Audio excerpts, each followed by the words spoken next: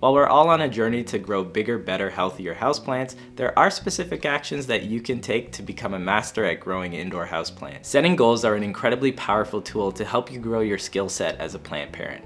But setting the right type of goal is what's going to show you the difference between success and failure. Goals need to be both measurable and specific. Consider these two goals. I will be more consistent at watering my plants. I will water my plants when my leaves droop. I'll give you a second, but if you picked this goal, you're actually wrong because both of these goals are not very good. And I promise not to trick you more than 2 or 3 times throughout the rest of the video.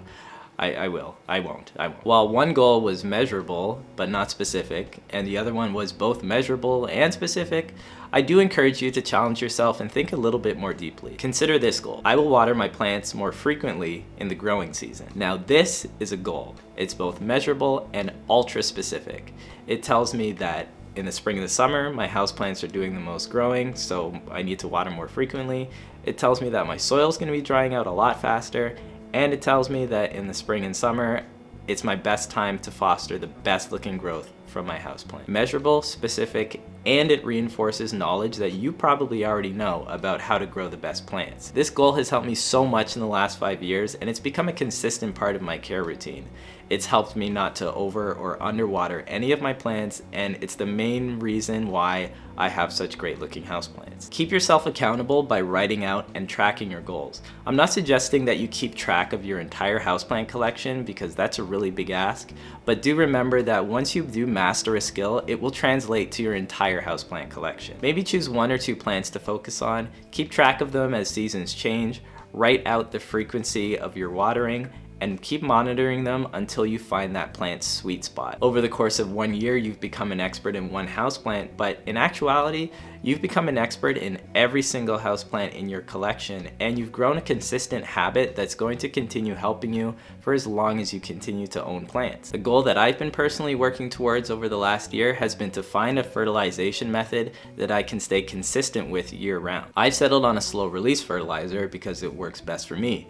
It helps me be consistent, and it takes the least amount of time so I can actually go off and enjoy other things. Reinforce your journey towards consistency by rewarding yourself, but I do suggest keeping that reward outside of your houseplants. Maybe that looks like ordering from your favorite restaurant or buying yourself a new yoga mat. It's still important to keep a balance and foster the other things in life that bring you joy or keep you centered. And besides, you're already rewarding yourself with houseplants that look and grow better. Continue to grow your skill set as a plant parent by committing to understanding light in your own space. And remember, the words bright indirect light doesn't actually mean anything. I personally think that this is just a tag growers put on their plants so their customers don't bring their plants home, stick them outside, and scorch them in the hot sun. Consider this, nearly every plant that you own can go right in your brightest window. As long as you acclimatize them over a few weeks, most of them can take as much light as possible. Your low light snake plant can go right in front of your window, and your no light pothos would prefer to be on a windowsill. Take some time to slowly experiment with your plants. The ones that you do want to grow the best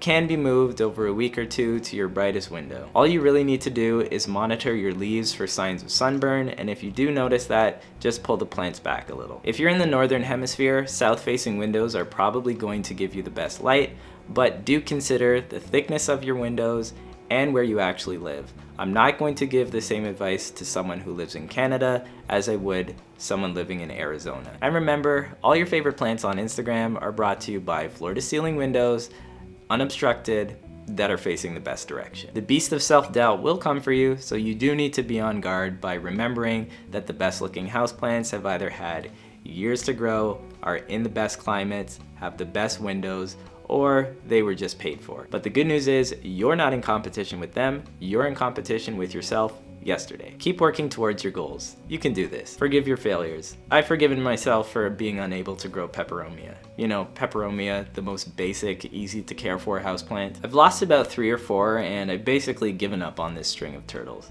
I don't really care for this peperomia obtusifolia anymore either. I've learned to forgive my failures, and I personally wouldn't be very upset if these 2 plants had to leave my collection today. I think I keep these 2 plants around just to remind myself that it's okay to mess up and it's okay to struggle.